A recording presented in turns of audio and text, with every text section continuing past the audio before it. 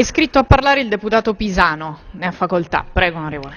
Sì, grazie Presidente. Signor Ministro, l'informativa resa oggi dal Ministro rappresenta un passaggio importante e necessario, perché consente a quest'Aula di avere un quadro chiaro e aggiornato sugli eventi che hanno colpito il Sud Italia e in modo particolare la Sicilia.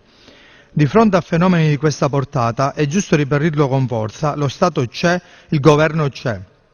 La visita del Presidente del Consiglio nei territori colpiti è stato un segnale concreto di attenzione e di vicinanza, molto apprezzato dalle comunità locali perché ha dimostrato che l'emergenza siciliana è pienamente al centro dell'agenda nazionale.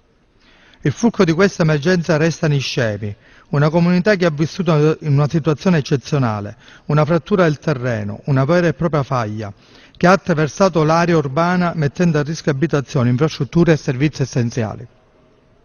A Niscemi oltre 1000 persone sono state costrette a lasciare temporaneamente le proprie case. Famiglie che si ritrovano improvvisamente fuori dalla normalità e che oggi non chiedono altro che certezze, sicurezza e tempi chiari. Le prime stime diffuse dalla Protezione Civile e riprese dalla stampa parlano di danni ingenti, che in Sicilia superano i 300 milioni di euro, considerando infrastrutture, edilizia privata, attività produttive e agricole. Accanto a Niscemi l'emergenza ha interessato altri territori strategici, in particolare la fascia ionica e alcune aree a forte vocazione turistica. Penso alla zona di Taormina, a Borgo Parrini e anche a San Leone, che ha registrato criticità e danni, soprattutto lungo il litorale nelle infrastrutture di servizio. Non possiamo dimenticare che alcune aree dell'Agrigentino hanno già vissuto negli anni passati eventi simili. Esperienze che forse non sempre sono state considerate fino in fondo nella loro complessità, ma che oggi rappresentano un patrimonio di insegnamento utile per affrontare l'emergenza attuale con maggiore consapevolezza e rapidità. È importante sottolineare un dato politico chiaro. Questa emergenza arriva a ridosso della stagione turistica, un passaggio decisivo per l'economia siciliana.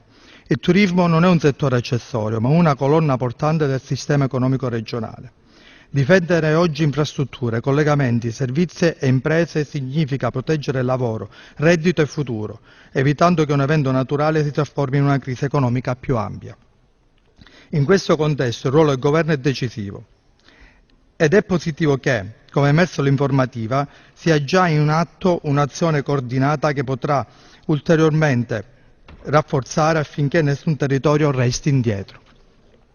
I siciliani in queste ore chiedono cose molto semplici e molto concrete. Chiedono di poter tornare nelle proprie case in sicurezza, chiedono aiuti rapidi, senza lungaggini burocratiche, chiedono interventi concreti che consentano alle famiglie e alle imprese di ripartire.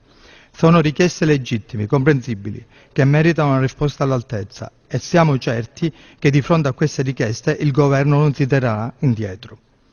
Da forza di maggioranza il nostro compito è sostenere l'azione di governo con le alte responsabilità, indicando con chiarezza le esigenze dei territori e accompagnando i cittadini in questo percorso difficile.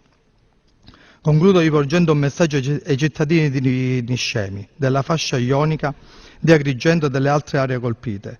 Le istituzioni sono a vostro fianco e continueranno ad esserlo fino al ritorno alla piena normalità.